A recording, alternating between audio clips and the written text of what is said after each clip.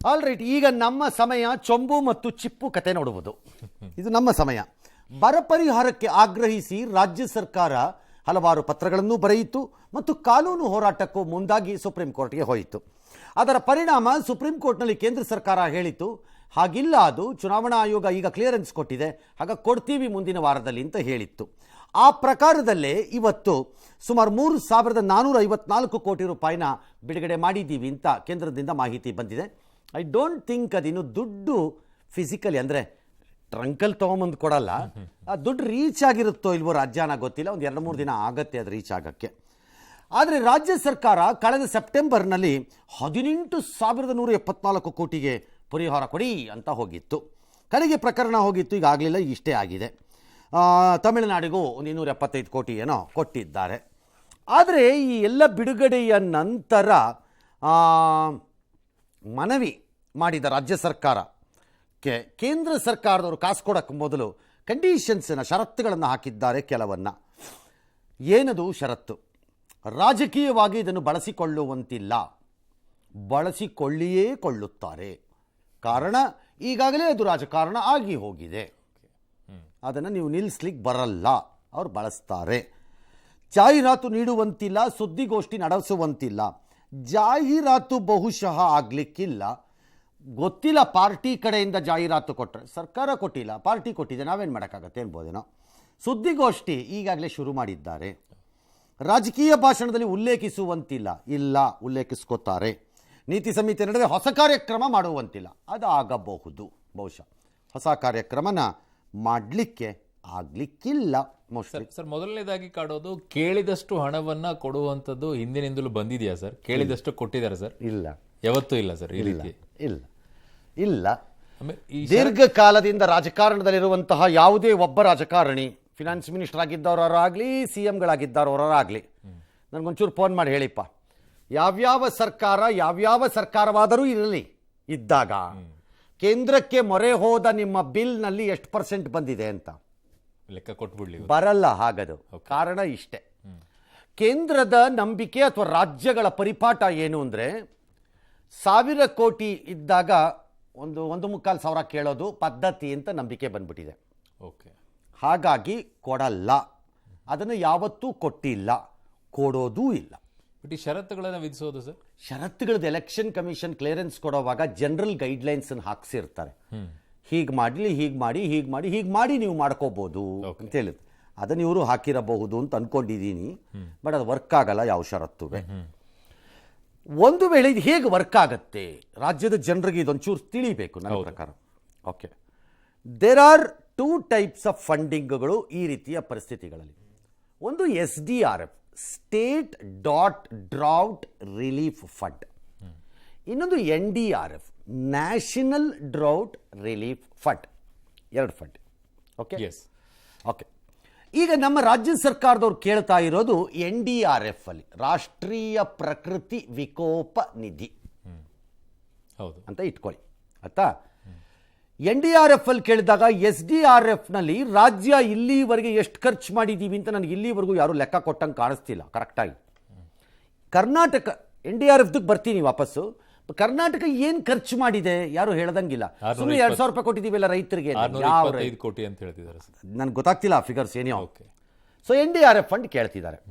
NDRF ಫಂಡನ್ನು ಹಿಂಗೆ ಕೇಳ್ತಾರೆ, ರಾಜ್ಯದ ಅಧಿಕಾರಿಗಳು ಜಿಲ್ಲಾವಾರು ಎಲ್ಲೆಲ್ಲಿ ಬರ ಬಂದಿದೆಯೋ ಅಥವಾ ಪ್ರವಾಹ ಬರುತ್ತೋ ಅಥವಾ ಇನ್ಯಾವುದೋ ನಾಳೆ ಭೂಕಂಪ ಆದಾಗಲೋ ಅಲ್ಲಲ್ಲಿ ಅಧ್ಯಯನವನ್ನ ಮಾಡಿ ಜಿಲ್ಲಾಧಿಕಾರಿಗಳು ವರದಿಗಳನ್ನು ಸಿದ್ಧಪಡಿಸಿ ಕ್ರೋಢೀಕರಿಸ್ಕೋತಾರೆ.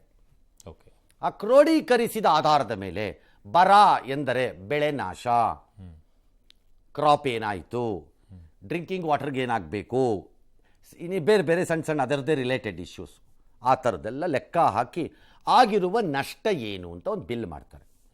ಈ ಬಿಲ್ಲನ್ನು ಕೇಳ್ತಾರೆ. ಆ ಬಿಲ್ಲೇ ರಾಜ್ಯ ತಯಾರಿ ಮಾಡಿರುವ 18,170 ಚಿಲ್ಲರೆ ಕೋಟಿ. ಓಕೆ, ಇದು ಪದ್ಧತಿ. ಆದರೆ ನನಗೆ ಅರಿವಿರುವ ರೀತಿ ಇದ್ದರೆ ಕರೆಕ್ಟ್ ಮಾಡಿ ಯಾರು ತಿದ್ಕೋತೀನಿ, ಯಾವುದೇ ಈ ರೀತಿಯ ರಾಜ್ಯಗಳಿಂದ ಹೋದ ಬಿಲ್ಲು ಅರ್ಧಕ್ಕಿಂತ ಹೆಚ್ಚು ವಾಪಸ್ ಬಂದಿರೋದು ನಾನು ನೋಡೇ ಇಲ್ಲ. ಅರ್ಧಕ್ಕಿಂತ ಹೆಚ್ಚು ಬಂದಿರೋದು ನಾನು ನೋಡೇ ಇಲ್ಲ. ನಾನು ಯಾವುದೇ ಸರ್ಕಾರ ಇದ್ದಾಗಲೂ ಹೇಳ್ತಿರೋದು, ಕೇಂದ್ರದಲ್ಲಿ ಅಥವಾ ರಾಜ್ಯದಲ್ಲಿ ಅಲ್ಲಿ BJP, ಇಲ್ಲಿ ಕಾಂಗ್ರೆಸ್ಸು, ಅಲ್ಲಿ BJP ಎಂಥದೋ ಇದ್ದಾಗಲೂ ಹೇಳ್ತಿರೋದು. ಕಾರಣ ನಾವು ಲೆಕ್ಕ ಹಾಕುವ ರೀತಿಯು ಅವರು ಲೆಕ್ಕ ಹಾಕುವ ರೀತಿಯು ಬೇರೆ ಬೇರೆ. ಹೇಗೆ ಭಿನ್ನವಾಗುತ್ತೆ ಸರ್? ಹೇಗೆ ಅಂದರೆ ಓಕೆ, ನಾವು ಲೆಕ್ಕ ಹಾಕುವ ಅದು ಎಕ್ಸಾಜುರೇಟೆಡ್ ಅಂತ ಅವರದ್ದು. ಅದಕ್ಕೆ ಅವರೇನು ಮಾಡ್ತಾರೆ, ನಾವು ಇದನ್ನು ಕೇಳಿದ ತಕ್ಷಣ ಕೇಂದ್ರದ ತಂಡ ಒಂದನ್ನು ಕಳಿಸ್ಕೊಡ್ತಾರೆ. ಡಿಪಾರ್ಟ್ಮೆಂಟ್ ಆಫ್ ಅಗ್ರಿಕಲ್ಚರ್, ಕೃಷಿ ಮತ್ತು ಪ್ರಕೃತಿ ವಿಕೋಪ ನಿಧಿಗೆ ಸಂಬಂಧಿಸಿದ ಅಧಿಕಾರಿಗಳನ್ನ ಒಂದು ತಂಡ ಕಳಿಸ್ತಾರೆ. ಈ ತಂಡ ಎಲ್ಲೆಲ್ಲಿ ಇವ್ರು ಹೇಳಿದಾರೋ ಅಲ್ಲೆಲ್ಲ ಹೋಗಿ ರೌಂಡ್ ಹೊಡ್ಕೊಂಡು ಹೋಗಿ ಅವರೊಂದು ವರದಿಯನ್ನು ತಯಾರಿ ಮಾಡ್ತಾರೆ. ಆ ವರದಿ ಈ ವರದಿ ತಾಳೆ ಆಗತ್ತೆ. ತಾಳೆ ಆಗಿ ಮಧ್ಯದಲ್ಲಿ ಒಂದು ಫಿಗರ್ಗೆಲ್ಲೋ ಬರ್ತಾರೆ. ಆ ಫಿಗರ್ ಮಾತ್ರನೇ ರಿಲೀಸ್ ಆಗೋದು, ಕೇಳಿದಷ್ಟೆಲ್ಲ ಬರಲ್ಲ. ಓಕೆ, ಬಂದಿಲ್ಲ ನನ್ನ ಪ್ರಕಾರ. ಅದು ಕಾಂಗ್ರೆಸ್ ಇದ್ದಾಗಲೂ. ಸೊ ಈಗ ಕ್ವಶನ್, 3800 ಕೋಟಿ ಬಂದಿರೋದು ಭಿಕ್ಷೆ.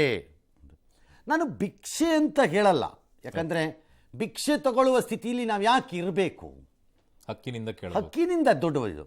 ನಮ್ಗೆ ಇನ್ನಷ್ಟು ದುಡ್ಡು ಬರಬೇಕು ಅನ್ನೋದು ಸರಿ ಇದೆ ನನ್ನ ಪ್ರಕಾರ. ಆದರೆ 18,000 ಬರಬೇಕು ಅಂತ ಹೇಳೋದು ನನಗೆ ಸ್ವಲ್ಪ ಆಶ್ಚರ್ಯ ಆಗ್ತಾ ಇದೆ. ಬಿಕಾಸ್ ನಿಮ್ಗೆಲ್ಲರಿಗೂ ಗೊತ್ತು ಅದು ಬರಲ್ಲ ಅಂತ. ಬಟ್ ಕನಿಷ್ಠ 15,000 ಕೋಟಿ ಆದರೂ ಬರಬೇಕು ಅಂತ ಉಪಮುಖ್ಯಮಂತ್ರಿಗಳು ಹೇಳ್ತಾರೆ. ಉಪಮುಖ್ಯಮಂತ್ರಿಗಳ ಲೆಕ್ಕ ಗೊತ್ತಿಲ್ದಿದ್ರೆ ನಾನೇನು ಮಾಡಲಿ ಅದಕ್ಕೆ? ಆಲ್ ರೈಟ್, ಉಪಮುಖ್ಯಮಂತ್ರಿಗಳೇ ನನಗೆ ಈ ಡಾಟಾ ಕೊಡ್ಲಪ್ಪ. ಯಾವಾಗ ಯಾವ ರಾಜ್ಯ ಕೇಳಿದ್ದಕ್ಕೆ ಎಷ್ಟೆಷ್ಟು ದುಡ್ಡು ಬಂದಿದೆ ನೋಡೋಣ ರಿವರ್ಸಲ್ಲಿ. ಹಂಗೆ ಬರಲ್ಲ ಅದು. ಸೊ ಈಗ ಏನಾಗತ್ತೆ ಅಂತ ಈಗಲೇ ಹೇಳ್ಬಿಡ್ತೀನಿ ತಗೊಳ್ಳಿ. ಕೇಂದ್ರ ಸರ್ಕಾರದ ಬಂದಿರುವ ಮಾಹಿತಿ ನನಗೆ ಲಭ್ಯ ಆಗಿರೋದ್ರಲ್ಲಿ, the sub committee of the national executive committee of SCNEC headed by the secretary, ಅಂದರೆ ಕಾರ್ಯದರ್ಶಿಯ ನೇತೃತ್ವದಲ್ಲಿ, ಅಲ್ಲಿ ವರದಿ ಕೊಟ್ಟ ಆಧಾರದ ಮೇಲೆ 3,498 ಕೋಟಿ ರೂಪಾಯಿನ ಕ್ಲಿಯರ್ ಮಾಡಿದ್ದಾರೆ. ವರದಿ ಕೊಟ್ಟಿದ್ರೆ ಅದು ತಕ್ಕ ಕ್ಲಿಯರ್ ಆಗಿದೆ. ಈಗ ಬಂದಿದ್ದೆಷ್ಟು? 3,454 ಕೋಟಿ ಅಷ್ಟೇ ಬಂದಿದೆ. ಇದಷ್ಟೇ ಇದೆ. ಅಬ್ಬಬ್ಬ ಅಂದರೆ ಅಡಿಷನಲಿ ನನ್ನ ಲೆಕ್ಕಾಚಾರದಲ್ಲಿ ಇನ್ನೇನಾದರೂ ಇನ್ನೊಂದು 1,500-2,000 ಕೋಟಿ ಬಂದರೆ ಜಾಸ್ತಿ ನನ್ನ ಪ್ರಕಾರ. ಇನ್ಮೇಲೆ ಬರಲಿಕ್ಕಿಲ್ಲ ಅದು. Okay, ಅಸೆಸ್ಮೆಂಟ್ಸಿನ variations. ಬಟ್ ಬಿಜೆಪಿಯವರು ಹೇಳ್ತಾರೆ ಇದೇ ಹೈಯೆಸ್ಟ್ ಈ ರೀತಿಯಾಗಿ ಬರ ಮತ್ತು ಪ್ರವಾಹದ ಸಂದರ್ಭದಲ್ಲಿ ದುಡ್ಡು ಬಿಡುಗಡೆ ಆಗಿರೋದು ಅಂತ. ಎಕ್ಸಾಕ್ಟ್ಲಿ ಅದೇ ರೀತಿ ನಮ್ಮ ಪರಿಸ್ಥಿತಿನೂ ಇದೆ ಅನ್ನೋದನ್ನು BJP ಯಾಕೆ ಅರ್ಥ ಮಾಡ್ಕೋಬಾರ್ದು? 26 ತಾಲೂಕು ಬರಕ್ಕೆ ಬಿದ್ದಿದ್ದಾಗ ಕೇಳುವ ದುಡ್ಡಿಗೂ ಅಲ್ವಾ? ಹೌದು. ಹೃದಯದಲ್ಲಿ ಸಣ್ಣ ಸ್ಟ್ರೋಕ್ ಆಯಿತು ಅಥವಾ ಅದನ್ನ ಅಟ್ಯಾಕ್ ಆಯಿತು ಅಂದಾಗ ಸ್ಟೆಂಟ್ ಹಾಕಿಸ್ಕೊಂಬರಕ್ಕೂ ಓಪನ್ ಹಾರ್ಟ್ ಸರ್ಜರಿ ಮಾಡಿಸ್ಕೊಂಬರಕ್ಕೂ ವ್ಯತ್ಯಾಸ ಇಲ್ವೇ? ಎರಡೂ ಕಾಸ್ಟ್ ಒಂದೇನಾ? ಇಲ್ಲ, ಬೇರೆ ಬೇರೆನೇ ಆಗುತ್ತೆ. ಹಾಗೆ 26 ತಾಲೂಕಲ್ಲಿ ಬರಾಬರಕ್ಕೂ 176 ತಾಲೂಕಲ್ಲಿ ಬರಾಬರಕ್ಕೂ ವ್ಯತ್ಯಾಸ ಇಲ್ವಾ? ಸೊ ಅದಕ್ಕೊಂದು ಎಕ್ಸಾಂಪಲ್ ಕೊಡ್ತಾರೆ ಸರ್. 2012-13ರಲ್ಲಿ 135 ತಾಲೂಕು ಬರ ಬಂದಿತ್ತು. 11,000 ಕೋಟಿ ಕೇಳಿದಾಗ ಕೊಟ್ಟಿದ್ದೆ 560 ಕೋಟಿ ರೂಪಾಯಿ ಕೊಟ್ಟಿದ್ರು ಕಾಂಗ್ರೆಸ್. ಹೇಳೋದು ಇದು ಹಾಗೆ. ಯಾಕಿದು ಈ ಪದ್ಧತಿ ರಾಜ್ಯ ಸರ್ಕಾರದ ಒಳಗಡೆನೂ ಇದೆ. ಹೇಳ್ತೀನಿ, ಸುಮ್ಮನೆ ನೀವು ನಿಮ್ಮ ರಾಜಕಾರಣ ನೀವೇನಾದ್ರು ಮಾಡ್ಕೊಳ್ಳಿ, ನೀವು ಪ್ರೊಟೆಸ್ಟ್ ಮಾಡಿ, ಇನ್ನೊಬ್ರು ಮಾತಾಡಿ, ಇನ್ನೊಬ್ರ ಮೇಲೆ ಬೈಕೊಳ್ಳಿ, ಏನಾದ್ರು ಮಾಡ್ಕೊಳ್ಳಿ. ಜನಕ್ಕೆ ನಾನು ಕರೆಕ್ಟಾಗಿ ಹೇಳ್ತೀನಿ. ಈಗ ರಾಜ್ಯದಲ್ಲಿ ಈಗ ಜಿಲ್ಲಾವಾರು ಕೆಲವೊಮ್ಮೆ ಕೆಲವು ರಿಕ್ವೆಸ್ಟ್ಗಳು ರಾಜ್ಯಕ್ಕೆ ಬರುತ್ತೆ, ರಾಜ್ಯ ಸರ್ಕಾರಕ್ಕೆ ಬರುತ್ತೆ. ಇದಕ್ಕೆಲ್ಲ ಒಂಚೂರು ಪರಿಹಾರ ಕೊಡಿ, ನಮ್ಮ ಜಿಲ್ಲೆನಲ್ಲಿ ಇವೆಲ್ಲ ಆಗಿದೆ ಕಷ್ಟ. ನೀವೆಷ್ಟು ಕೊಡ್ತೀರಿ? ಜಿಲ್ಲಾಧಿಕಾರಿ ಕೇಳಿದಷ್ಟು ಕೊಡ್ತೀರೋ? ಹೋಗ್ತೀರೋ? ಕೊಡ್ತೀರೋ? ಹೇಳ್ರಪ್ಪ, ಯಾರು ಒಬ್ಬರು ನೋಡೋಣ. ಬರ ಬಿಡ್ರಪ್ಪ, ಬೇರೆದಕ್ಕೆ ಬನ್ನಿಪ್ಪ. ನಮ್ಮ ಜಿಲ್ಲೆಗಳಲ್ಲೇ ಆಗಲ್ಲ ಅದು. ಆಗತ್ತೋ? ಜಿಲ್ಲಾಧಿಕಾರಿ ಅದೇನು ಅದೆಲ್ಲ ಸೇರಿಸ್ಬಿಟ್ಟು ಹಾಕ್ಬಿಟ್ಟಿದ್ಯಲ್ಲಪ್ಪ ನೀನು, ಹಂಗೆಲ್ಲ ಮಾಡೋಕ್ಕಾಗತ್ತಾ? ಇದು ಹಿಂಗೆ ಮಾಡೋಕ್ಕಾಗೋದು ಇಷ್ಟೇ ಹೇಳ್ಬಿಟ್ಟು. 2 ರೂಪಾಯಿ ಚೆಕ್ ಹೋಗಿಲ್ವಾ? 10 ರೂಪಾಯಿ ಚೆಕ್ ಹೋಗಿಲ್ವಾ ನಿಮ್ಮ ಸರ್ಕಾರಗಳಲ್ಲಿ? ಈ ಸರ್ಕಾರ ಅಲ್ಲ, ಎಲ್ಲ ಸರ್ಕಾರದಲ್ಲಿ ಹೋಗಿಲ್ವಾ? ಯಾಕೆ ಹೋಯ್ತು? ಜಿಲ್ಲೆಯವರು ಕೇಳಬೇಕು, ನಮಗೆ ಭಿಕ್ಷೆ ಕೊಡ್ತಾ ಇದ್ದೀರಾ? ಹಂಗಾಗಿ there is a point in Congress government saying ನಮ್ಗೆ ಹೆಚ್ಚಿನ ದುಡ್ಡು ಬರಬೇಕು ಅಂತ ಬರಬೇಕು, ಬರಬೇಕು. ಆದರೆ DCM ಹೇಳ್ತಾರೆ ನಮ್ಮ ತೆರಿಗೆ ನಮ್ಮ ಹಕ್ಕು. Again you are committing a terrible mistake. ನಮ್ಮ ತೆರಿಗೆ ನಮ್ಮ ಹಕ್ಕನ್ನು ಪ್ರತಿಪಾದಿಸಬೇಡಿ. ಯಾಕೆ ಅಂತ ಹೇಳ್ತೀನಿ. ಅದನ್ನು ಎಕ್ಸ್ಟೆಂಡೆಡ್ ಲಾಜಿಕ್ ಬೇರೆಯವ್ರು ತೊಗೊಂಡೋದ್ರೆ ಕಷ್ಟ ಆಗತ್ತೆ. ಆಮೇಲೆ ನಿಮ್ಗೆ ಅರ್ಥ ಆಗ್ತಿಲ್ಲ ಅದು ಬೇರೆಯವ್ರ ಲಾಜಿಕಲ್ಲಿ ಎತ್ಕೊಂಡು ಹೋಗೋಕೆ ಸ್ಟಾರ್ಟ್ ಆದರೆ ಮೇ ಬಿ ಬೆಂಗಳೂರಿನವ್ರು ನಾಳೆ ನಮ್ದು ಯಾಕೆ ದುಡ್ಡು ಬೇರೆ ಯಾಕೆ ಕೇಳಬಾರ್ದವರು? ಬೇರೆ ಜಿಲ್ಲೆಗೆ ಅದನ್ನ ಮಾಡಿಬಿಡಿ. ನಮ್ಗೆ ಹಕ್ಕಿದೆ, ನಾವು ಭಿಕ್ಷೆ ಕೇಳಬೇಕಾಗಿಲ್ಲ. ಮತ್ತೆ ನನಗೆ ಹೆಚ್ಚಿನ ದುಡ್ಡು ಬರಬೇಕು ನನ್ನ ಪ್ರಕಾರದಲ್ಲಿ. ಬಟ್ ಡೆಫಿನೆಟ್ಲಿ ನಾಟ್ 18 ಅದು ಅಷ್ಟು ಮಾತ್ರ ಹೇಳ್ತೀನಿ ನಾನು ಬೇಕಾದ್ರೆ. ಅಷ್ಟೇ. ಇನ್ನು ಕೇಂದ್ರ ಏನೇ ಷರತ್ತು ವಿಧಿಸಿದ್ರು ಕೂಡ ಬರ ಪರಿಹಾರ ವಿಚಾರದಲ್ಲಿ ರಾಜಕೀಯ ಮಾತ್ರ ನಿಲ್ತಾನೆ ಇಲ್ಲ. ಕಡಿಮೆ ಪರಿಹಾರ ಕೊಟ್ಟಿದ್ದಾರೆ ಅಂತೆಲ್ಲ ತೆಗೆದಿದ್ದಾರೆ. ನಾಳೆ ಮತ್ತೊಮ್ಮೆ ಪ್ರತಿಭಟನೆಗೆ ಮುಂದಾಗಿದ್ದಾರೆ. ಸೋಲಿನ ಭಯದಲ್ಲಿ ಪರಿಹಾರ ರಿಲೀಸ್ ಮಾಡ್ಬಿಟ್ಟಿದ್ದಾರೆ ಅಂತ ಹೇಳಿ DCM ಅವ್ರ ವ್ಯಾಖ್ಯಾನ. ಯಾರ್ಯಾರು ಏನೇನ್ ಮಾತಾಡಿದಾರೆ ಅಂತ ನೋಡ್ಬಿಡೋಣ. ಪಾಯಿಂಟ್ ಬಂದ್ಬಿಟ್ರಿ ನೀವು ಕಲ್ತ್ಬಿಟ್ರಿ. ಕೊಡಬೇಕಾಗಿರ್ತಕ್ಕಂಥ ಬರ ಪರಿಹಾರನ ಕೊಡ್ರಿ ಅವರಿಗೆ ಅಂತ ಹೇಳಿದ್ರು. ಅವರು ಈಗ ತರಾತುರಿನಲ್ಲಿ 3,498 ಕೋಟಿ ರೂಪಾಯಿಗಳನ್ನ ಪರಿಹಾರ ಇವತ್ತು ಬಿಡುಗಡೆ ಮಾಡ್ತೀವಿ ಅಂತ ಹೇಳಿದ್ದಾರೆ. ನಾಳೆ ಮಹಾತ್ಮ ಗಾಂಧೀಜಿಯವರ ಪ್ರತಿಮೆ ಮುಂದೆ ಅದೇನಲ್ಲ ಮಜ್ಜಿಗೆ ಆನೆಗೆ ಅಂತ ಡಬಲ್ ಡಿಜಿಟ್ ಬರ್ತದೆ, ಅಷ್ಟು ಆತ್ಮವಿಶ್ವಾಸ ಇದೆ. ಅದಕ್ಕೆ ಇಲ್ಲಾಂದ್ರೆ ಅವರು ಈಗ 3 ಕೋಟಿ ರಿಲೀಸ್ ಮಾಡ್ತಿದಾರ. ಕೊಟ್ಟಿರ್ತಕ್ಕಂಥದ್ದು ಕೇವಲ ಭಿಕ್ಷೆ ರೀತಿಯಲ್ಲಿ ಕೊಟ್ಟಿದ್ದಾರೆ ಹೊರತು ಬೇರೇನೂ ಅಲ್ಲ. ವೇದಿಕೆಗಳಲ್ಲಿ ನಾವು ಹಣ ಇವರ ಮುತುವರ್ಜಿಯಿಂದ ಏನು ಬಂದಿಲ್ಲ. ರಾಜ್ಯ ಸರ್ಕಾರ ದುಡ್ಡು ಹೊಡೆಯುವಂತ ಕೆಲಸವನ್ನ ಮಾಡಬಾರ್ದು. ನಾವು ಇದನ್ನ ಕಾವಲು ಕಾಯ್ತೀರಿ. ನಾವು ಸರ್ಕಾರಕ್ಕೆ ಇಷ್ಟು ಸಾಕಾಗಲ್ಲ ಅಂದ್ರೆ ಇವ್ರು ಕೇಳಿದಷ್ಟು ಕೂಡ ಕೊಡ್ತಾರ? ಕೇಳಿದಷ್ಟು ಕೊಡಕ್ ಸಾಧ್ಯ ಇಲ್ಲ. ಜನಗಳಿಗೆ 2,000 ರೂಪಾಯಿ ಕೊಟ್ಟಿದೀವಿ ಅಂದ್ರೆ ಕೊಟ್ಟವ್ರ ಎಲ್ಲರಿಗೂ. ಕೆಲವು ರಾಜಕಾರಣಿಗಳು ಹೇಳಿದ್ದಾರೆ ಇದು ಕೊಟ್ಟಿರೋದೇ ಸಾಕ್ಬಿಡಿ, ಹಿಂದೆ ಇವರು ಮನೆ ಆಸ್ತಿನ ಕುಮಾರಸ್ವಾಮಿ ಸ್ಟೇಟ್ಮೆಂಟ್ ಮಾಡಿದಾರಂತೆ ಸಾಕಿದ್ದು ಅಂತ ಅಂದ್ಬಿಟ್ಟು. ನೀನು ಒಬ್ಬ ನಾಡದ್ರೋಹಿ. ಸರ್, ಕೊಟ್ಟಷ್ಟು ಸಾಕು ಅನ್ನೋದು ನಿಜವಾಗಿಯೂ ಕೂಡ ರಾಂಗ್. ಕೊಟ್ಟಷ್ಟು ಸಾಕು ಅನ್ನೋದು ಕುಮಾರಸ್ವಾಮಿ ಅವರ ಹೇಳಿಕೆ ತಪ್ಪು. ಎಸ್, ನಮಗೆ ಇನ್ನಷ್ಟು ಬರಬೇಕಾಗಿದೆ, ಅದು ಬರಬೇಕು, ಅದರಲ್ಲಿ ಯಾವ ಅನುಮಾನನೂ ಇಲ್ಲ ನನ್ನ ಪ್ರಕಾರದಲ್ಲಿ. ಬಟ್ ಡೆಫಿನೆಟ್ಲಿ ನಾಟ್ 18,000, ಅದು ಮಾತ್ರ ಹೇಳಬಲ್ಲೆ ನಾನು. ಅಷ್ಟಿಲ್ಲ, ಬಹಳ ಕ್ಲಾರಿಟಿಲಿ ಹೇಳ್ತೀನಿ. Because I know the procedure. ಅದು ಯಾವ ರೀತಿ ವ್ಯವಸ್ಥೆ ಒಳಗಡೆ ದುಡ್ಡು ಬರುತ್ತೆ ಅಂತ ನಮಗೆ ಗೊತ್ತಿದೆ. ರಾಜ್ಯ ಸರ್ಕಾರ ಈ ಶಕ್ತಿಯನ್ನು ಇಟ್ಕೋಬೇಕಾಗಿತ್ತು. ನಾನು ಈಗಲೂ ಹೇಳ್ತೀನಿ ರಾಜ್ಯ ಸರ್ಕಾರಕ್ಕೆ ಕತೆನ. ಕೇಂದ್ರ ಕೊಟ್ಟಿಲ್ಲ, ನಮ್ಗೆ ಇನ್ನೂ ಒಂದಷ್ಟು ದುಡ್ಡು ಬರಬೇಕು. ಬಟ್ ರಾಜ್ಯ ಸ್ಪೆಂಡ್ ಮಾಡೋ ಶಕ್ತಿಯನ್ನೇ ಕಳ್ಕೊಂಡ್ಬಿಟ್ಟಿದೆ ಅನ್ನಿಸ್ತಿದೆ ನನಗೆ. ಹೇಗೆ ಸರ್? ಯಾಕೆಂದ್ರೆ ನಿಮ್ದು ಗ್ಯಾರಂಟಿಗೆ ದುಡ್ಡು ಹೊಟ್ಟೋಗಿದೆ, ನಿಮ್ಮ ಹತ್ರ ದುಡ್ಡು ಇಲ್ಲ. ನಿಮ್ಮ ಹತ್ರ ದುಡ್ಡಿಲ್ಲ, ಅದಕ್ಕೆ you are under a severe pressure financially. Okay, ಕೇಳಿದ್ರೆ ಎಲ್ಲ ದುಡ್ಡು ಇದೆ ಅಂತಾರೆ. ಇಲ್ಲ, ನಿಮ್ಮ ಹತ್ರ ದುಡ್ಡು. ಇನ್ನು ನಾಡದ್ರೋಹಿ ಪ್ರಶ್ನೆ ಅವರದ್ದು. ಹೌದು ಸರ್, ಅಲ್ವಾ? ನಾಡದ್ರೋಹಿ ಪ್ರತಿಭಟನೆ ಮಾಡೋದು ಸರಿ, ಮಾಡ್ಕೊಳ್ಳಿ, ಅವ್ರ ಇಷ್ಟ. ಅದು ಭಿಕ್ಷೆ ಅಲ್ಲ. ಡಿ.ಕೆ. ಸುರೇಶ್ ಹೇಳ್ದಂಗೆ ನಾಡದ್ರೋಹಿ ಅಲ್ಲ, ಅದು ಇಟ್ಸ್ ಅ ರಾಂಗ್ ಸ್ಟೇಟ್ಮೆಂಟ್ ಅಂತ ಹೇಳಿ. ಯಾಕಂದರೆ ನಾಡದ್ರೋಹಿ ಪಟ್ಟವನ್ನು ಬರೀ ಇದೊಂದಕ್ಕೆ ಕಟ್ಟಕ್ಕಾಗಲ್ಲ. ಡಿ.ಕೆ. ನಾನು ಬೇರೆದಕ್ಕೆ ಕೇಳ್ತೀನಿ ನಾಡದ್ರೋಹಿಗಳ ವಿಚಾರನಾಕಾರ. ಅವಾಗ ಯಾವುದು ಸರ್? ತಮಿಳುನಾಡಿಗೆ ನೀರು ಬಿಟ್ಟಿದ್ದನ್ನು ನಾವೇನಂತ ಪರಿಗಣಿಸೋಣ? ಅಫ್ಕೋರ್ಸ್ ಅದು ನಾಡದ್ರೋಹಿ. ಮಹಾರಾಷ್ಟ್ರದ ಕಿತಾಪತಿಯ ಮಧ್ಯೆ, MESನ ಕಿತಾಪತಿಯ ಮಧ್ಯೆ ಕನ್ನಡ ಭಾಷೆಗೆ ಅವಮಾನ ಆದಾಗ ನಿಲುವು ತೆಗೆದುಕೊಳ್ಳದವರನ್ನು ಏನೆಂದು ಪರಿಭಾವಿಸೋಣ? ಅಫ್ಕೋರ್ಸ್ ನಾಡದ್ರೋಹನೇ. ಬೆಂಗಳೂರಿನ ನೀರು, ನೆಲ, ಜಲ, ಗಾಳಿ ತಿಂದಿರುವಂತಹ ಜನ ದಿಮಾಕಿನ ವರ್ತನೆಯಲ್ಲಿ ಬೋರ್ಡ್ ಹಾಕಲ್ಲ ಅಂತ ಡಿಫೆಂಡ್ ಮಾಡಿದವ್ರನ್ನ ಏನಂತ ಕರೆಯೋಣ? ಅವಾಗ ನಾಡದ್ರೋಹಿನೇ. KG ಹಳ್ಳಿನಲ್ಲಿ ಸಾರ್ವಜನಿಕ ಆಸ್ತಿಯನ್ನು ನಾಶಪಾಶ ಮಾಡಿದವ್ರನ್ನ ಉಳಿಸ್ತೀವಿ ಅಂತ ಹೊರಡ್ತಾರಲ್ಲ ಕೆಲವರುಗಳು, ಹಾಗೇನು ಹೇಳೋಣ? ನಾಡದ್ರೋಹಕ್ಕೆ ವಿವಿಧ ವ್ಯಾಖ್ಯಾನಗಳಿರುತ್ತವೆ. ಇದು ನಾಡದ್ರೋಹ ಅಂತ ಹೇಳಲ್ಲ. But Kumaraswamy is wrong. Defend ಮಾಡ್ಕೋಬಾರ್ದು. He cannot defend it.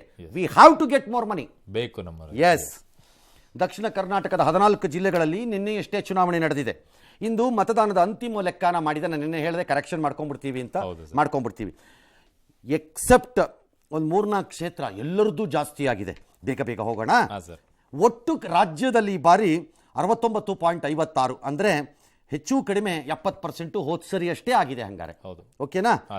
ಇನ್ನು ಮಂಡ್ಯ ನಾನು ಕಡಿಮೆ ಆಗತ್ತೆ ಅನ್ಕೊಂಡಿದ್ದೆ, ಇಲ್ಲ 1% ಹೆಚ್ಚಾಗಿ 81% ಹೋಗಿದ್ದಾರೆ. ಗ್ರಾಮಾಂತರ ಕಡಿಮೆ ಆಗ್ಬೋದು ಅಂದ್ಕೊಂಡೆ, ಇಲ್ಲ 3.25% ಜಾಸ್ತಿಯಾಗಿ 68% ಹೋಗಿದ್ದಾರೆ ಚಿಲ್ಲರೆಗೆ. ಕೇಂದ್ರ ಬೆಂಗಳೂರು ಇವರೊಬ್ಬರೇ ಬಿದ್ದಿದ್ದಾರೆ, ಅದು ಎಷ್ಟು 0.26, ಅದೇನು ದೊಡ್ಡದಲ್ಲ. ಮತ್ತು ಉತ್ತರ ಬಿದ್ದಿದ್ದಾರೆ 0.31, ಭಾಳ ದೊಡ್ಡದಲ್ಲ. ಬೆಂಗಳೂರು ದಕ್ಷಿಣ ಬಿದ್ದಿದ್ದಾರೆ 0.57, ಅರ್ಧ ಪರ್ಸೆಂಟೇಜು, ಅದು ದೊಡ್ಡದಲ್ಲ ನನ್ನ ಪ್ರಕಾರ. ತುಮಕೂರು ಹೆಚ್ಚಾಗಿದೆ 78ಕ್ಕೆ ಹೋಗಿದೆ. ಹಾಸನ ಹೆಚ್ಚಾಗಿದೆ 77ಕ್ಕೆ ಹೋಗಿದೆ, 77 ಚಿಲ್ಲರೆ. ಮೈಸೂರು ಮೊದಲ ಬಾರಿಗೆ 70 ಕ್ರಾಸ್ ಮಾಡಿ 1% ಅಷ್ಟೇ ರೈಸ್ ಆಗಿದ್ದಾರೆ. ಉಡುಪಿ ಚಿಕ್ಕಮಗಳೂರು 1% ರೈಸ್ ಆಗಿದ್ದಾರೆ, ಹಾಗಾಗಿ 77ಕ್ಕೆ ಹೋದರು, 77 ಪ್ಲಸ್ಸು. ದಕ್ಷಿಣ ಕನ್ನಡ ಮಾತ್ರ 0.43 ಕಡಿಮೆ ಆಗಿದ್ದಾರೆ ಹೋದ ಸರಿಗಿಂತ, ಅದು ದೊಡ್ಡದಲ್ಲ. ಚಿತ್ರದುರ್ಗ 2.5% ಜಾಸ್ತಿ ಆಗಿದ್ದಾರೆ, 73ಕ್ಕೆ ಹೋಗಿದ್ದಾರೆ. ಚಾಮರಾಜನಗರ ಹೆಚ್ಚು ಕಡಿಮೆ 1.5% ಜಾಸ್ತಿ ಆಗಿದೆ, ಹಾಗಾಗಿ 76 ಚಿಲ್ಲರೆಗೆ ಹೋಗಿದ್ದಾರೆ. ಚಿಕ್ಕಬಳ್ಳಾಪುರ ಹೆಚ್ಚು ಕಡಿಮೆ 0.5% ರೈಸ್ ಆಗಿದೆ, ಹಾಗಾಗಿ 77ಕ್ಕೆ ಹೋಗಿದ್ದಾರೆ. ಕೋಲಾರ 1% ರೈಸ್ ಆಗಿದೆ, ಹಾಗಾಗಿ 78ಕ್ಕೆ ಹೋಗಿದೆ. Damn good, congratulations rest of Karnataka. Not so much of congratulations to Bangalore, still okay, half congratulation. ಅವರು ಮೀರಿಸ್ಬೇಕಲ್ಲ ಸರ್, ಇನ್ನು 14 ಕ್ಷೇತ್ರದವರು ಇದನ್ನ ಮೀರಿಸಬೇಕು ಅಂತ ತೋರಿಸ್ಬೇಕು. ಅದನ್ನ ನೋಡೋಣ ಆಮೇಲೆ. Okay. ಎಸ್. ಸೊ ಇನ್ನು ರಾಜ್ಯದಲ್ಲಿ ಮೊದಲ ಹಂತದ ಚುನಾವಣೆ ಮುಗಿದಿದೆ, ಆದ್ರೆ ಅಲ್ಲಲ್ಲಿ ಸಣ್ಣ ಪುಟ್ಟ ಚುನಾವಣೋತ್ತರ ಘರ್ಷಣೆಗಳೆಲ್ಲ ಆಗಿದೆ. ಕೋಲಾರದ ಕಣಿಶೆಟ್ಟಿಹಳ್ಳಿಯಲ್ಲಿ ಕಾಂಗ್ರೆಸ್ ಜೆಡಿಎಸ್ ಕಾರ್ಯಕರ್ತರು ಒಂದಿಷ್ಟು ಮಚ್ಚಿಡ್ಕೊಂಡೆಲ್ಲ ಹೊಡೆದಾಡಿದ್ದಾರೆ, ಕಲ್ ತೂರಾಟ ಎಲ್ಲ ಮಾಡ್ಕೊಂಡಿದ್ದಾರೆ. ಜೆಡಿಎಸ್ ಕಾರ್ಯಕರ್ತನ ಒಬ್ಬ ತಲೆಗೆ ಪೆಟ್ಟಾಗಿದೆ ಅಂತೆ, ಕೈ ಬೆರಳೆಲ್ಲ ತುಂಡಾಗ್ಬಿಟ್ಟಿದೆ. ಕಾಂಗ್ರೆಸ್ಗೆ ಮತ ಹಾಕಲ್ಲ ಅಂದಿದ್ದಕ್ಕೆ ಹಲ್ಲೆ ಮಾಡಿದ್ದಾರೆ ಅಂತ ಜೆಡಿಎಸ್ನವರು ದೂರು. ಇನ್ನೊಂದು ಸರ್ಜಾಪುರ ಬೂತ್ನಲ್ಲಿ ರೌಡಿಯಿಂದ ಹಲ್ಲೆಗೊಳಗಾದಂತ ಬಿಜೆಪಿ ಕಾರ್ಯಕರ್ತರ ಆರೋಗ್ಯವನ್ನು ವಿಪಕ್ಷ ನಾಯಕೆಲ್ಲ ವಿಚಾರಣೆ ಮಾಡಿದ್ದಾರೆ. ಇನ್ನು ಕಾಂಗ್ರೆಸ್ ಗುಂಡಾಗಿರಿ ಅಂತೆಲ್ಲ ಆರೋಪ ಮಾಡಿದ್ದಾರೆ. ಅತ್ತ ಮುಳಬಾಗಿಲಿನಿಂದ ಕೋಲಾರಕ್ಕೆ ಇವಿಎಂ ಸಾಗಿಸ್ತಾ ಇದ್ದ ಕ್ಯಾಂಟರ್ ಟೈರ್ ಬ್ಲಾಸ್ಟ್ ಆಗಿತ್ತು, ಮಾರ್ಗ ಮಧ್ಯೆ ಕೆಲ ಹೊತ್ತು ನಿಂತಿತ್ತು. ಇನ್ನು ಹಿಂಸಾಚಾರಕ್ಕೆ ಸಾಕ್ಷಿಯಾಗಿದ್ದ ಹನೂರಿನ ಇಂಡಿಗನತ್ತದಲ್ಲಿ ನಾಡಿದ್ದು ಮರು ಚುನಾವಣೆ ನಡೆಸೋಕೆ ಈಗ ಆಯೋಗ ನಿರ್ಧಾರ ಮಾಡಿದೆ. ಎಲ್ಲಾ ಪಕ್ಷಗಳ ನಾಯಕರು ತಮಗೆ ಹೆಚ್ಚು ಸೀಟ್ ಬರುತ್ತೆ ಅಂತ ಹೇಳ್ಕೊಳ್ತಾರೆ. ಎಲ್ಲ ಹೆಚ್ಚು ಸೀಟ್ ಬರುತ್ತೆ ಅಂತಾನೆ ಹೇಳ್ಕೊಳ್ಳೋದು, ಯಾರು ಕಡಿಮೆ ಸೀಟ್ ಬರುತ್ತೆ ಅಂತ ಹೇಳ್ಕೊಳ್ಳಲ್ಲ. ಈಗ ಇಂಡಿಪೆಂಡೆಂಟ್ ಕ್ಯಾಂಡಿಡೇಟ್ ಇದಾರಲ್ಲ, ಯಾರು ಒಬ್ರು ಕಂಟೆಸ್ಟ್ ಮಾಡ್ತಿದಾರಲ್ಲ, ಅವ್ರನ್ನೂ ಕೇಳ್ಕೊಂಬನ್ರಿ ಹೆಂಗ್ ಗೆಲ್ತೀನಿ ಅಂತ ಅವ್ರು ಹೇಳ್ತಾರೆ. ಅವರು ಗೆಲ್ತೀನಿ ಎಲ್ಲರೂ ಹಂಗಂಗೆ ಹೇಳೋದು. ಮತ ಜಾಸ್ತಿ ಆಗಿದ್ರೆ ಅದು ನಮ್ಮಿಂದಾನೆ. ಈಗ ಫಾರ್ ಎಕ್ಸಾಂಪಲ್ ಕಾಂಗ್ರೆಸ್ ನಾವು ಗ್ಯಾರಂಟಿ ಎಲ್ಲ ಕೊಟ್ಟಿದ್ದೀವಲ್ಲ, ಅದಕ್ಕೆ ಜಾಸ್ತಿ ಜನ ಹಂಗೆ ಗುಂಪಾಗಿ ಆಚೆ ಬಂದ್ಬಿಟ್ಟಿದ್ದಾರೆ ಓಟ್ ಹಾಕಕ್ಕೆ ಅಂತಾರೆ. ನೀವು ಬಿಜೆಪಿ ಅವ್ರ ಕಡೆಗೆ ಹೋಗಿ, ಅದು ಮೋದಿದು ವೇವ್ ಇದೆಯಲ್ಲ, ಅಯೋಧ್ಯೆ ವೇವ್ ಇದೆ, ಮೋದಿ ವೇವ್ ಇದೆ, ಆಮೇಲೆ ಲೋಕಲ್ ಕ್ಯಾಂಡಿಡೇಟ್ ಮೇಲೆ ಕೋಪ ಇದೆಯಲ್ಲ, ಅದಕ್ಕೆ ಹಂಗಂಗೆ ಹೋಲ್ಸೇಲ್ ಬಂದು ಓಟ್ ಹಾಕ್ಬಿಟ್ಟಿದ್ದಾರೆ. ಅದು ನಮಗೇನೆ ಹೆಚ್ಚಾದ್ರೆ ನಮಗೆ ಲಾಭ ಅಂತ ಬಿಜೆಪಿ ಅವರು ಇವ್ರನ್ನ ಕೇಳಿ ಇವ್ರು ಹಿಂಗೆ ಹೇಳ್ತಾರೆ. ಹಾಗಾಗಿ 4ನೇ ತಾರೀಕುವರೆಗೆ ಕಾಯೋಣ.